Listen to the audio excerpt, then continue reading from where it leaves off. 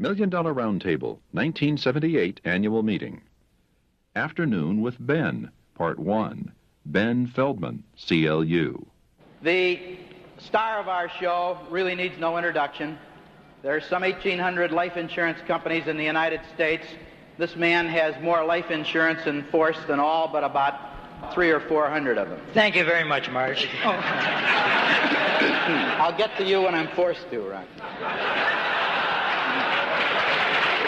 Now, he makes one speech, suffers from overexposure.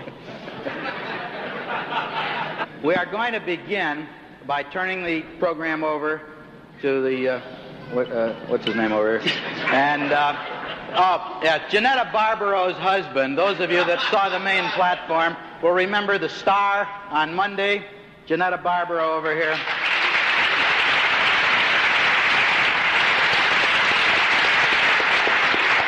Well, her husband is on this show.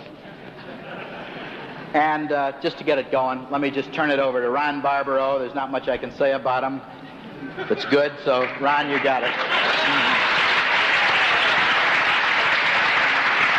It's the first time I ever got a sitting ovation. This is a hard introduction. I rehearsed it for hours. Ladies and gentlemen, the Ben Feldman.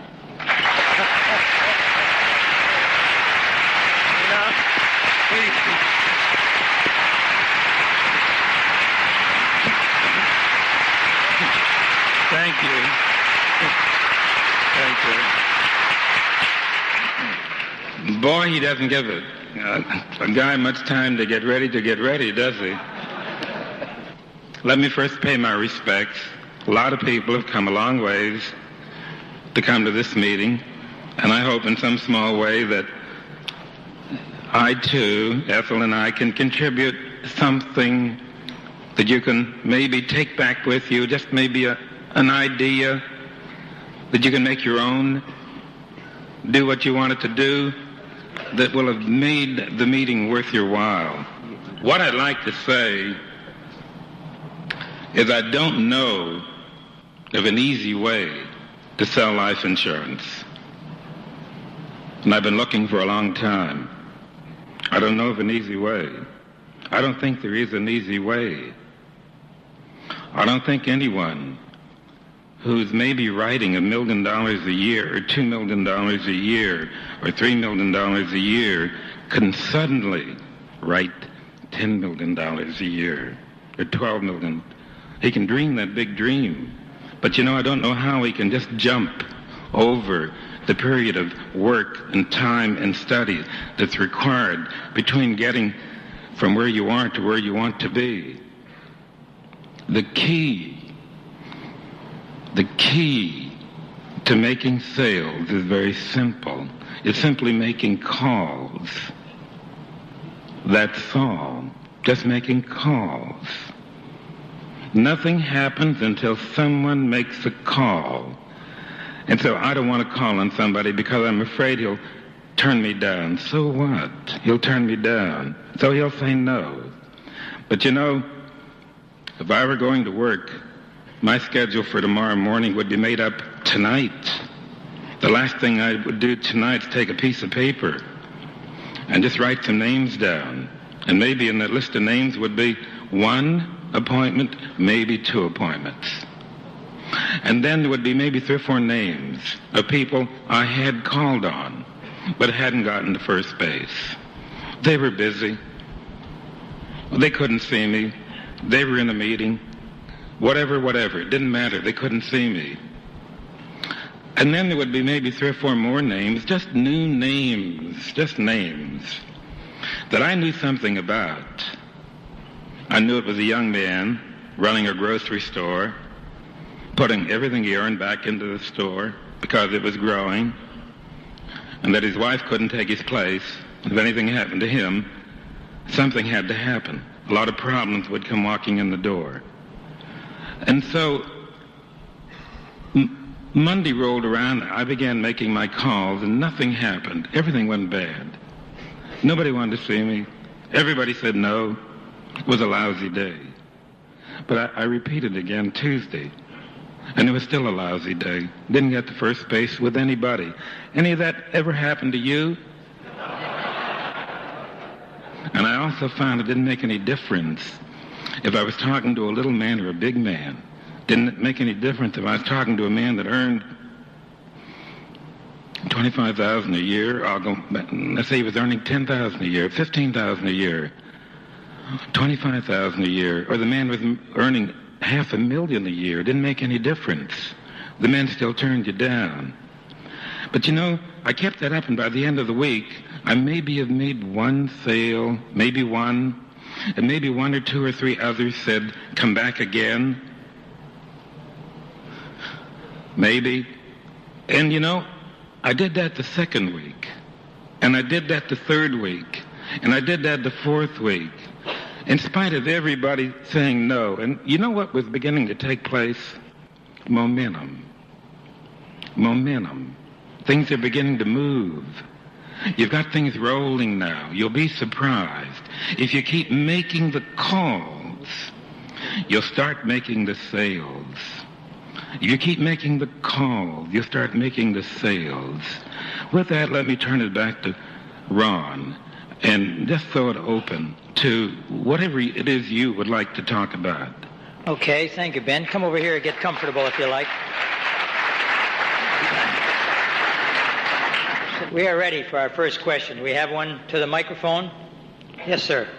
Dennis Doyle from Hambro Life Insurance, England. Ben, you know that in England the accountants and the banks and everybody handle insurance.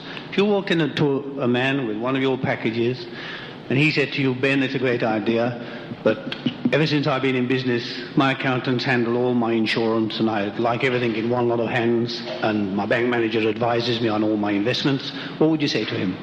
You told me that when you walk in to see the man, he tells you his auditor, his accountant, handles all his insurance. Well, they tell me the same thing. You know what he's saying?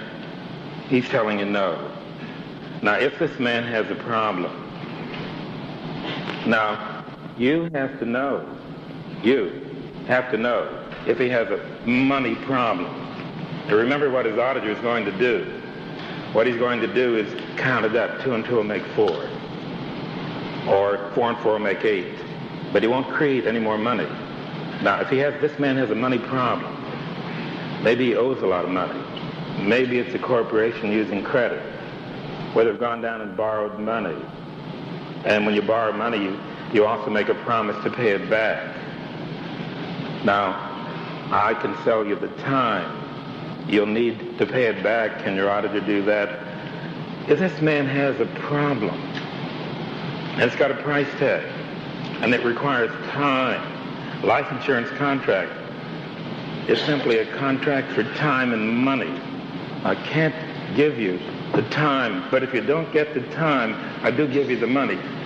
Going back to basics, what I would do with a case like yours, why don't we find out? We move on implied consent.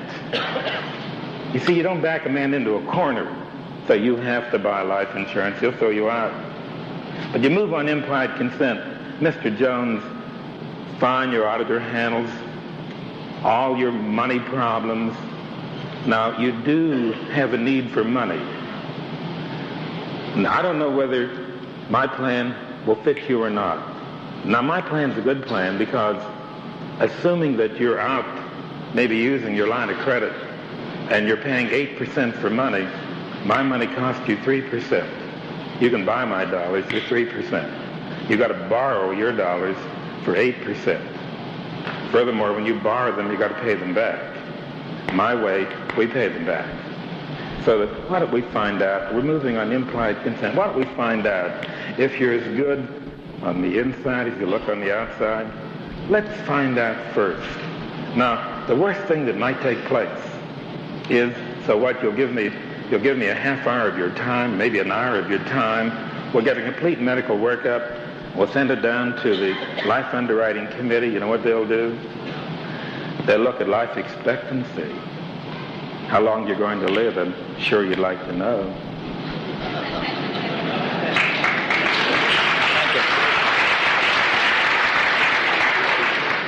Ben, when you first go into an interview, how do you get a man's attention? When you go into an interview, you either have to show him something You have to say something. 9 times out of 10 now, when I go into an interview, I go in with my tax case. I flip the cover over. On the cover, on the inside, is a great big bundle of money.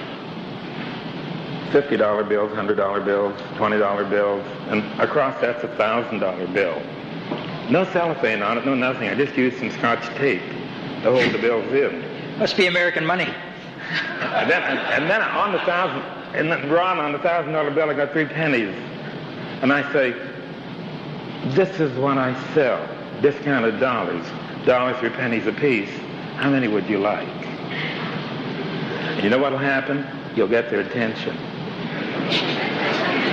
People want something for nothing, although deep down they know there's nothing for nothing. They want a bargain. They want something for nothing. Life insurance is a bargain. Now, may I show you why you're going to need some? In my case, I've got estates. I've got one of an attorney out on the West Coast that died not too long ago. And I remember an attorney's where you go for counsel. You said your man went to his auditor. He might as well have said, I go to my attorney. So I have an estate of an attorney. That's where you go for counsel, for guidance. The attorney died. He had $1 million estate. And you know, everything wasn't set up right. Most of it was set up wrong. It took $400,000 to pay what had to be paid. The bulk of it was estate tax. You know how much cash he had? $40,000. What do you think happened? Something had to be sold, didn't it? See, I think you move on a case on implied consent. My method of working is to, let me see if I can put it together. Well, you know, it's a funny thing about men who accumulate money. They never have any. And the lawyer was no different. Man has money, extra money, puts it to work. What he's doing is locking it up. Someday he dies, nobody has a lease on life. He walks out of the picture, problems walk in, they got price tags on them, somebody has to pay them. That simply means somebody has to unlock what he's locked up. And you know what you do, and I do, and you do? You put a bundle of money in escrow. Most beautiful thing in the world. That's what a life insurance contract is. It's a bundle of money going into escrow. Premium on it, 2% per year, 3% per year, 4% per year. It's so you can buy dollars for less than you can borrow dollars. Nothing happens, I'll give you back your money. Look at a contract. Once the acquisition cost has been absorbed, everything you paid in, we piled up. You know what we call it? Cash value. You're working with a little company, and you've got a $10,000 premium, and he's resisting you because he can't handle a $10,000 premium. Show him. While there's no equity the first year, tell him, no, there's no equity the first year. Do you know why? Because if you died the first year, you wouldn't want a refund of premiums. You'd want payment of proceeds. Tell him that. Tell him that. You know what you'll do? Once you get so that you realize what a life insurance contract is, you're not afraid of it. You're not afraid of it. See, while we're not giving people something for nothing, we're doing something so beautiful for them. We're helping them help themselves. And this $10,000 a year, the bulk of the acquisition is in that first year. That's my commission. That's your commission. That's a reserve that has to be posted because he might die the first year. We don't think he will, but he might. And you know, from the second year on, pretty much everything he pays in piles up. Don't think so? Look at the cash value, the end of the 10th year. And you put $100,000 in the contract. And it's worth the biggest part of the 100. Let's suppose it's not worth the 100. Depending on the man's age, maybe it's worth $80,000.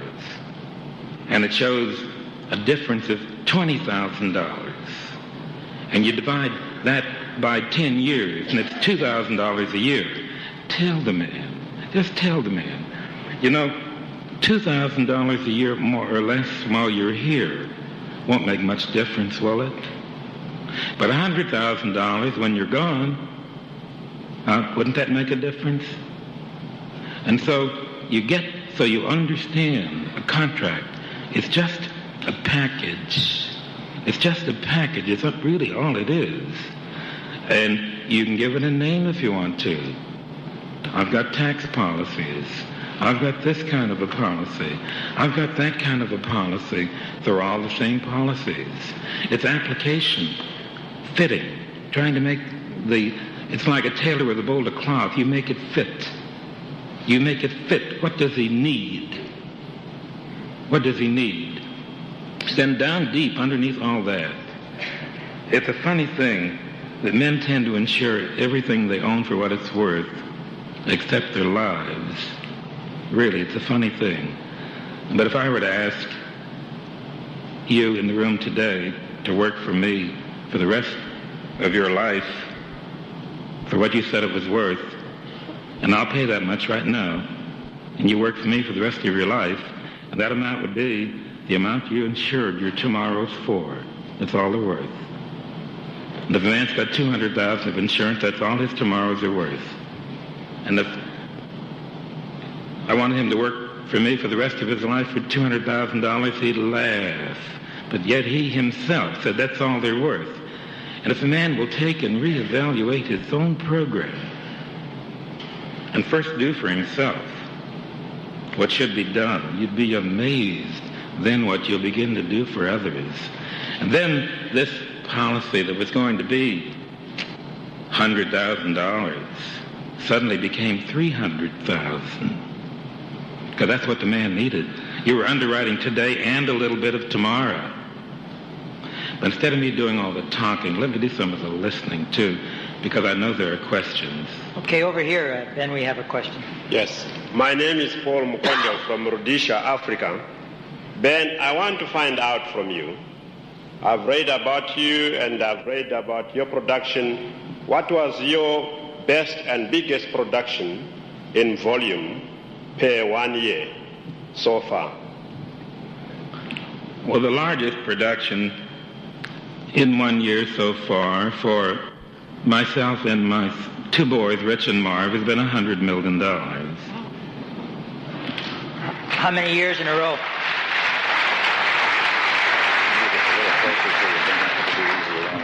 How many years in a row, Ben? Well, we've been moving along. You know, it's a funny thing. Whatever you're afraid of, you won't do. It hasn't been done. It hasn't been. I heard Frank Sullivan say something about the 4-minute mile. Couldn't be done. What do you mean, a 4-minute mile? Somebody run a mile, 4 minutes? That's crazy. And Roger Bannister did it. He ran the 4-minute mile. Since that time, I don't know how many hundred other people ran the 4-minute mile. What you're afraid of, you won't do. But anything and everything we ever do includes an element of risk. Includes an element of risk. Problems and progress have always gone together. I'll stub my toe. So what? So what? I was making those calls, and people were turning me down, and it hurts for people to say no. After all, I have a little self-pride, and, I can get along with or without them, and I don't have to take their no's, and pretty soon you give yourself all kinds of excuses. And pretty soon you quit making the calls. And believe me, when you quit making the calls, things begin to stop. And so the key to a sale is making the call. Even though you stub your toe many times along the way, you'll also make progress. And the progress can be as big as you want it to be.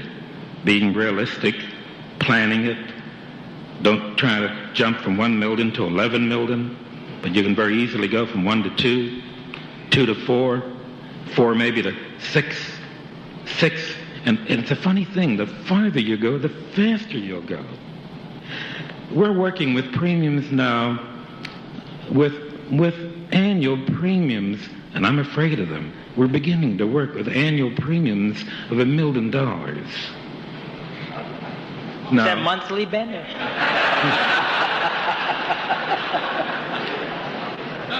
And now, I've already written one. I've written one, but I'm afraid of those.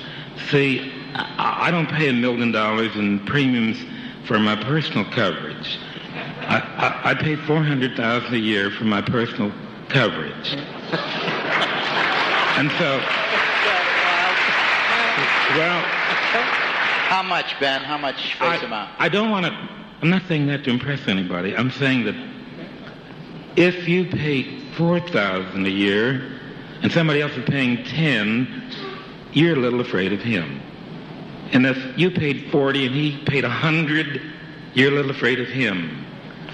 But you know, if I find a problem that requires $1 million premium, and the premium is only 4% per year, or 6% per year, or 8% per year of the problem, it's better to do it my way.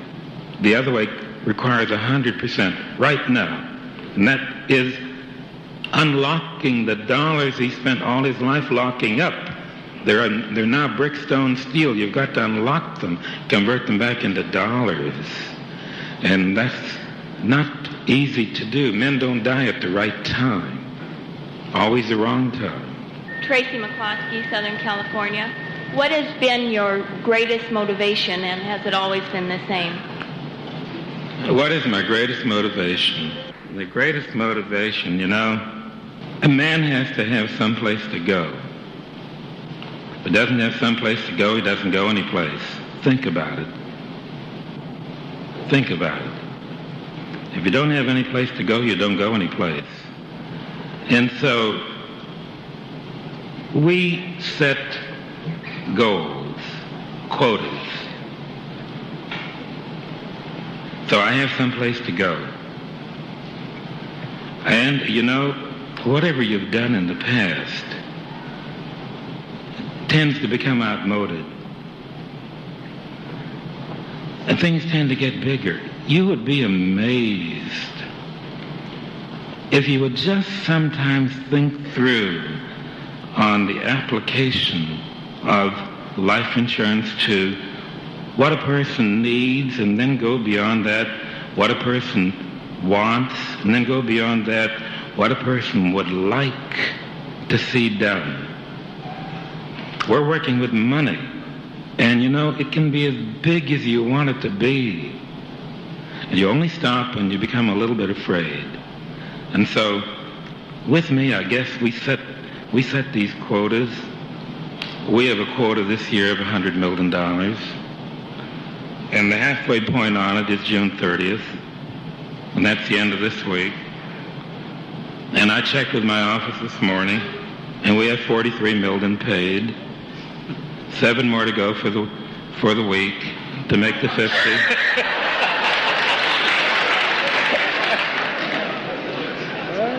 But you know, to give you some idea, I don't want you to feel that way. I don't want you to feel that way because you're writing as many cases as I'm writing. You really are. You're probably writing more cases than I'm writing. And you're working as hard as I'm working. Maybe you're working harder than I'm working.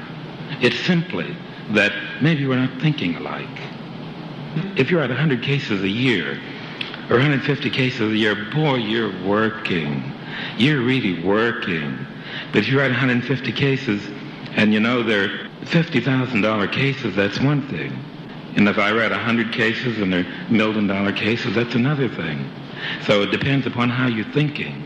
But we'll have, I think, our 50 million paid, and we've got probably another 50 million pending. So it's whatever you want to do, whatever you really want to do. Keep in mind, you find a man's problem, it's got a price tag, somebody has to pay it. He doesn't have to buy life insurance, but somebody has to pay whatever has to be paid. My way, your way. You got 3-cent dollars. Furthermore, I don't know anything in the world you can buy, do you? Anything you can buy, sell, make a lot of money. Like you bought a policy that cost $3,000 a year. And 10 years later, the man died. And it paid $100,000. Somebody made $70,000, and there wasn't any tax. No income tax.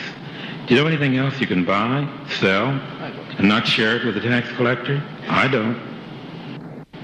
Ben, could you tell us how 30 years ago you prospected? I know how you prospect today, and it's massive. How the information you get on a man today is massive, and I think it's possibly outside the realm of some of us to know the problems of the people we see if we're going to see 40 people a week.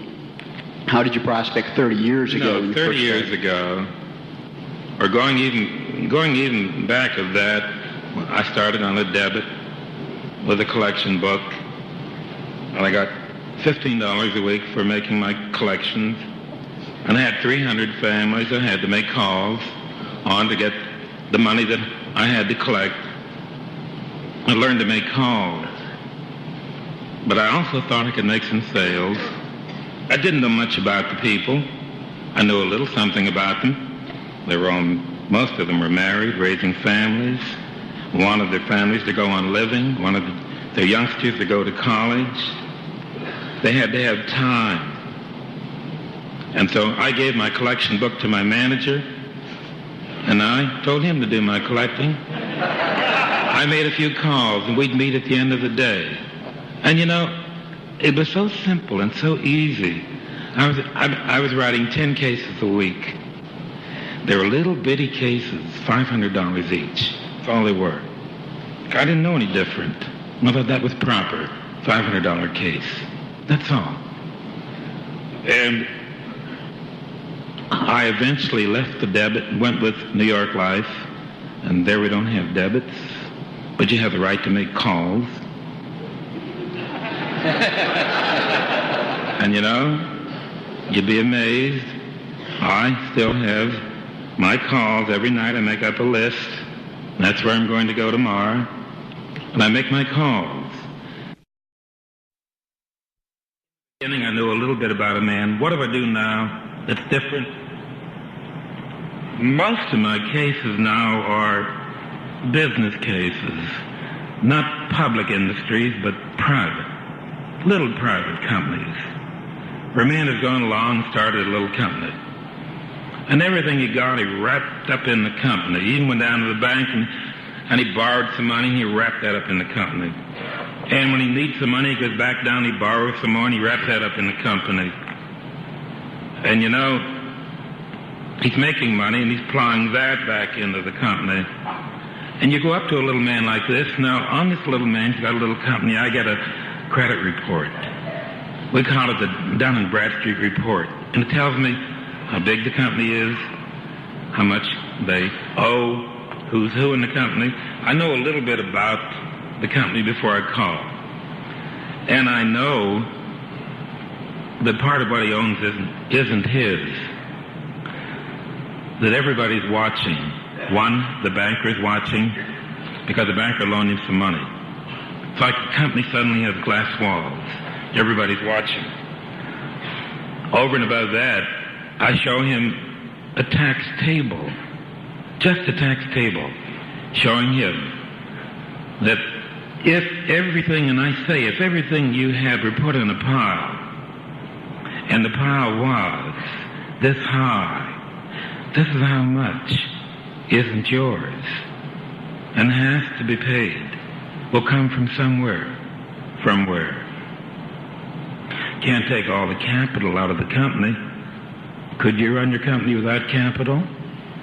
Or could your widow run it without capital? No. So why don't you let me take care of this problem? I tell a man this, and it usually holds true, if you'll give me 1% of your estate, I'll pay your estate tax. Think about it. If you'll give me 1% of your estate. If a man had $1 million estate, and he gave me 1%, he'd give me $10,000. And $10,000 may buy $300,000 of life insurance. So you've given me 1%. I'll pay your estate tax.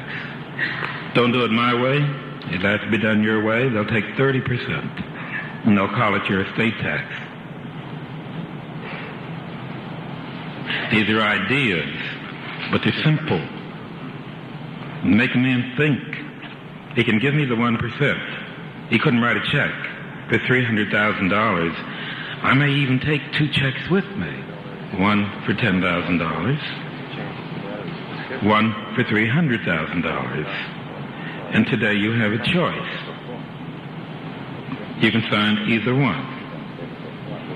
And the day you walk out, your family won't have a choice. They'll sign the big one. You make these things simple. Simple. Simple. And you show the man, so it's $10,000 a year. So what? We're putting $10,000 into a policy. It's piling up in cash value. And I didn't take anything out of your company. 10 years down the way, look, you put $100,000 into the policy. The cash value of the policy is pretty much everything you paid into the policy. Company's worth just as much 10 years from now, with or without the policy. But with you here, didn't matter much. With you gone, that extra 100,000 that walked in, or the extra 200 that walked in, the extra 300 that walked in, made a big difference. Ben, my name's Chuck Burns from Philadelphia. Let's take that dynamic young corporate owner who has a $3 million estate, and he owns more life insurance now than he knew existed. He really has a $10 million estate and $1 million problem, but the time hasn't passed yet.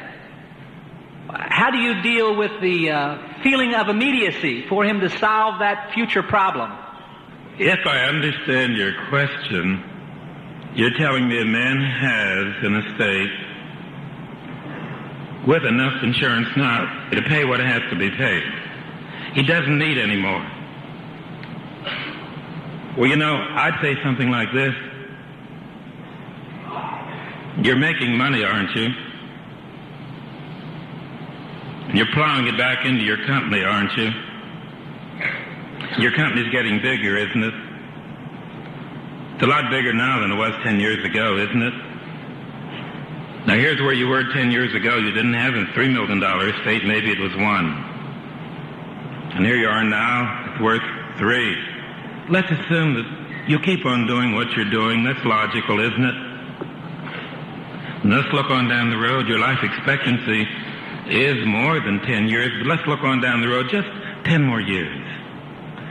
And if you keep doing what you're doing, your estate won't be 3. Maybe it'll be 5. Maybe it'll be 6. So if you don't want to buy more life insurance, let me give you an option on tomorrow. And the option will be a block of term insurance. It'll protect your insurability. It'll give you the right to convert into something permanent. Meanwhile, you put a floor beneath tomorrow. That's the pattern I think I would use. Okay, thank you.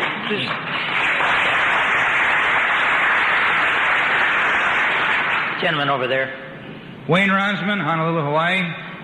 Ben, most of us try to stay in close contact with our clients through the early years, but as our production grows, so does the number of clients that we have.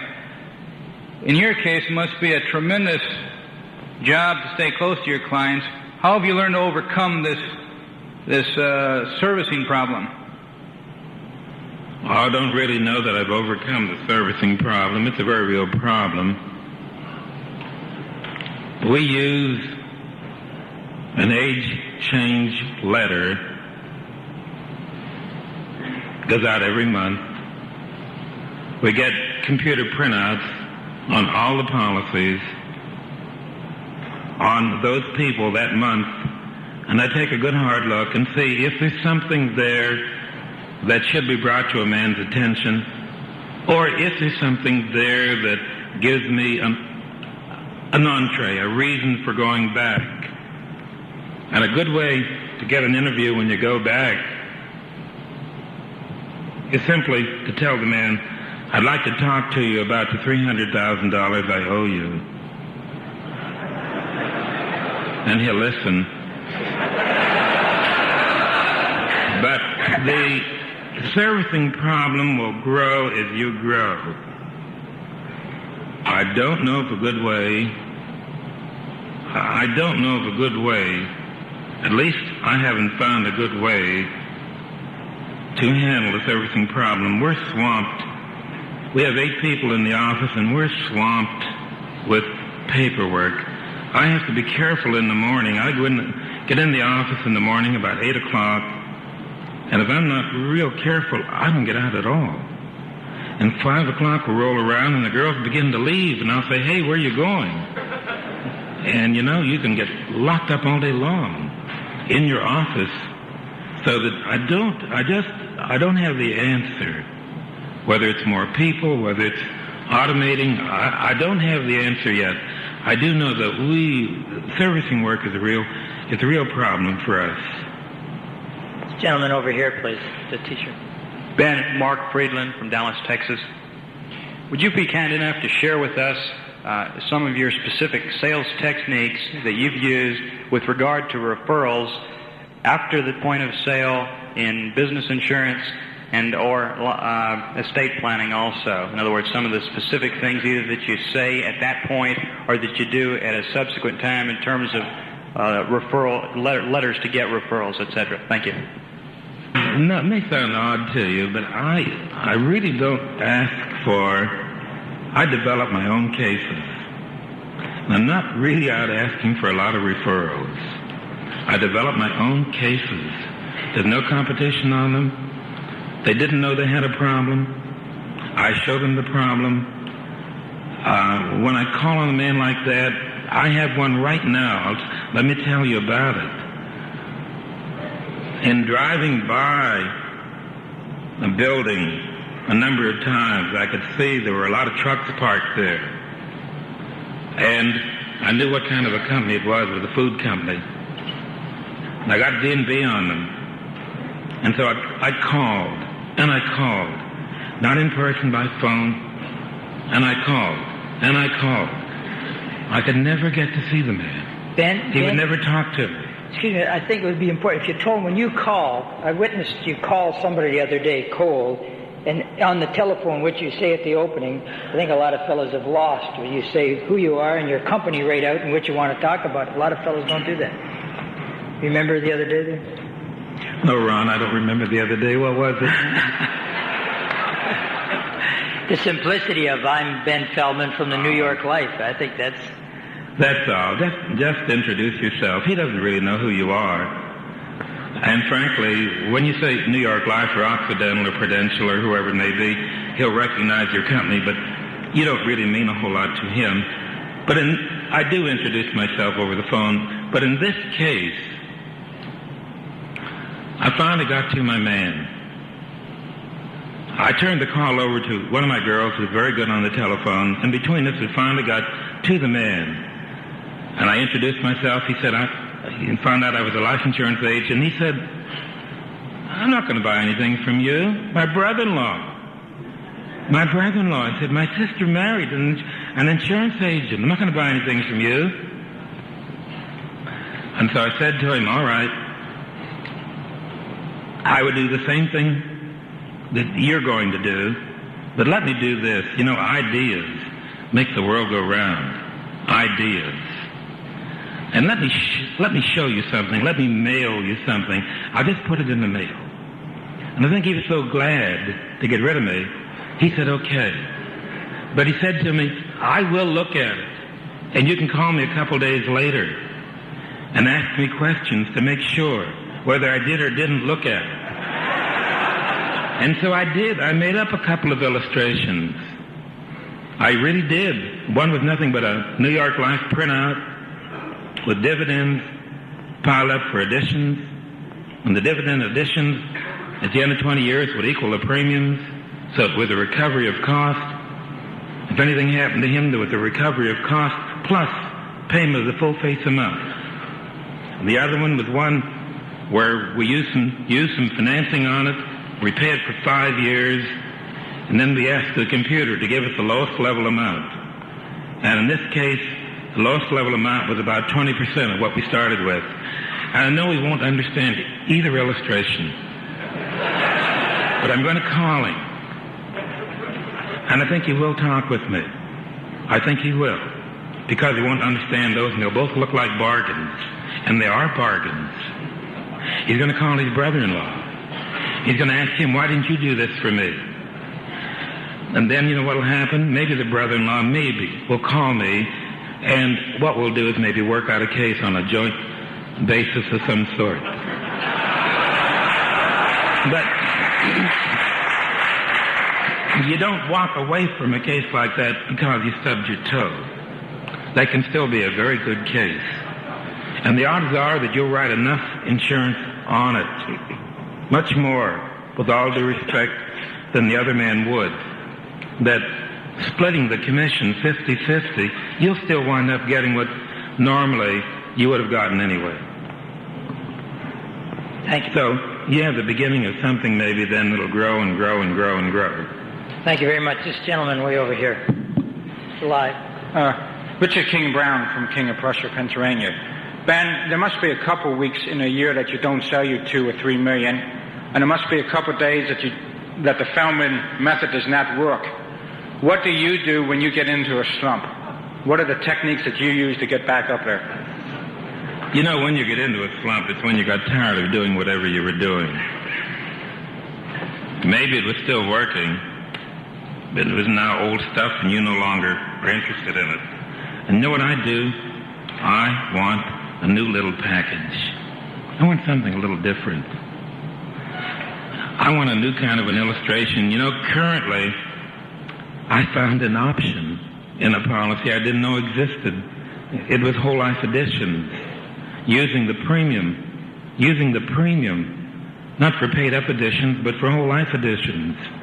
And for the young man, it makes a whale of a difference. And so what I do when I get tired of what I've been doing, which is where I am when you're in a slump, is I make up a new little package. And then I make up a list of names, and again I begin making calls. And nothing will take the place of making calls. But you have to be motivated. What will motivate you? Something new. Thank you. This gentleman over here, we're coming across. My name is Abraham Reif. I'm from Israel. Ben, you are many, many years in the business, and I suppose you have many, many clients.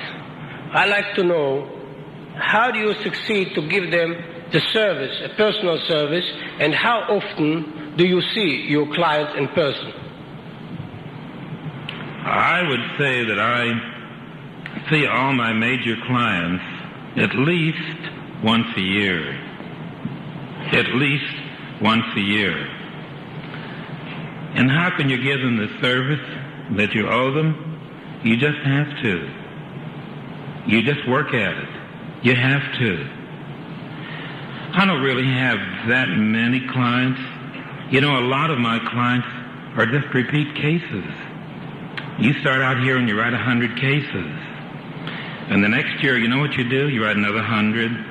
But you'll be amazed if you look at them. Maybe part of that 100, the second year, you know what they were? They were repeat cases on your original 100. And the next year, you write another 100. Not 100 new clients. You'll be amazed how much after a while of what you're doing is with the people that you've been working with. And so your cases are repeat cases. And you really don't have umpteen thousand clients. It isn't that way at all.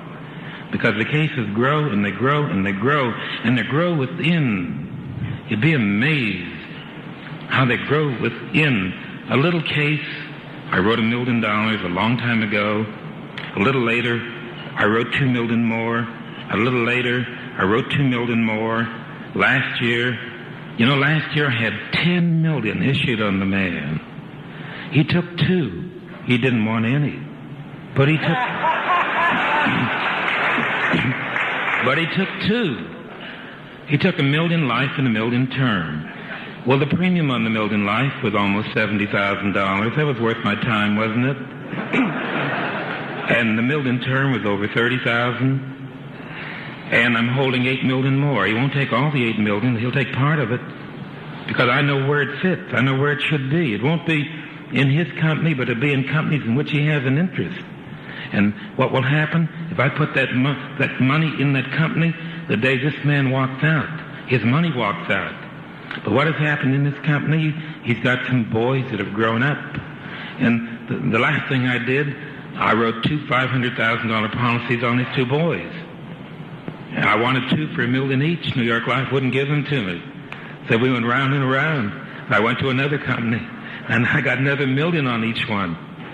And your cases grow, and they grow, and they grow, and they grow. And the father, who maybe will wind up with a $10 million life insurance program. The boys, you start out with the boys now, with maybe a $1 million program. And they're still in their early 30s. Gee, when they get to where their father is, they'll have $20 million programs, $30 million programs. And you fellas are the ones that'll make that happen. Watch, that's the way it'll be. People are thinking bigger. You'll be amazed what'll begin to happen. I don't care what it is, just a piece of paper, a drop of ink, and a few pennies creates a promise to pay. And there's nothing in the world that can take the place of that promise to pay. It underwrites time. Ben, on the same issue, do you order a lot of additionals on many of your cases? Almost always order an additional, and that's to underwrite tomorrow. If you don't get that pinned down on a whole life plan, try your darndest to get it pinned down on a term plan. And if you don't get it pinned down at all, you will at least have opened the man's mind. If you were working with $100,000 and you brought down 2 for $100 each, and you showed him today he needs 100, tomorrow he needs 200, but he only takes 100, nothing more, and you try to get him to take the other 100 and he resists you and he won't do it, you open his mind. Go back. D-Day, age change, that's D-Day, as long as you can wait. After this date, rates change. They go up. You go into the next bracket. And you've opened the man's mind, and he's more receptive. The odds are, when you go back, you won't have a great deal of difficulty in placing that other block of coverage. You sold it halfway when you were there the first time. Very good. Thank you. Josh? I'm Ed Carubin of Los Angeles. Ben, there are about 1,700 life insurance companies in the United States. And there are about thousands of brilliant agents. How would you handle competition?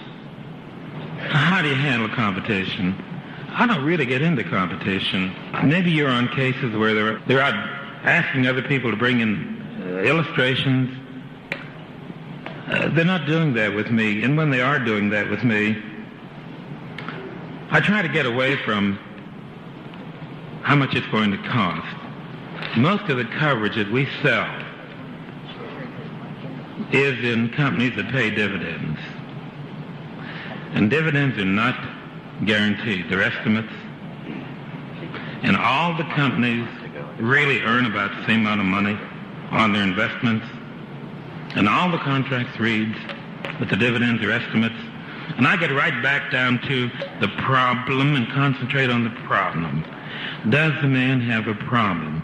What is the problem? Now, none of our companies are that far apart. And if we are apart a little wee bit, really we're apart because someone made an estimate on dividends. Yours was a little higher than mine. Estimated maybe to be a little higher than mine. Maybe even history shows over the last 10 years yours was better than mine.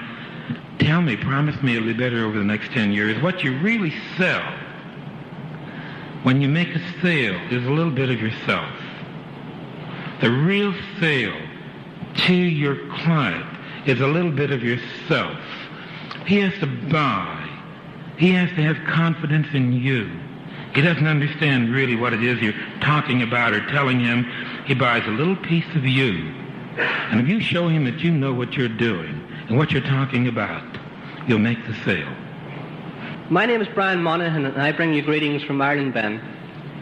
Ben, I like to work by appointment, but many, many weeks in the year, I don't have sufficient appointments to complete a complete schedule. And after 9 years in this wonderful business of ours, I am still frightened of cold calls. Could you tell me how to get over this fear so that I may work a full week every week? Thank you.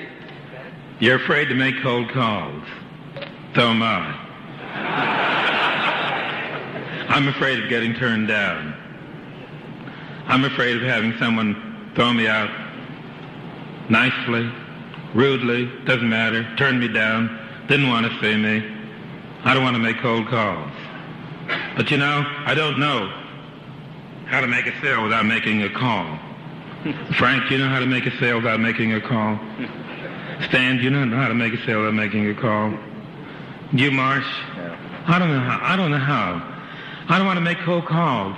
But you know, if I think this man needs what it is that I'm going to propose, I'm going to make the call. I'm going to do my darndest to get his attention. I'm going to show him, something for nothing. My tax case with a great big bundle of money. Discounted dollars, pennies apiece. They're bargains. How many would you like? I'm going to get his attention. They're going to show him why he's going to need some money. You know why he's going to need some money? He doesn't have any money. Got a lot of bricks, a lot of stone, a lot of steel, a lot of condominiums, a lot of this, a lot of that, a lot of inventory. Call it whatever you want to call it. In the company, we call it sales volume.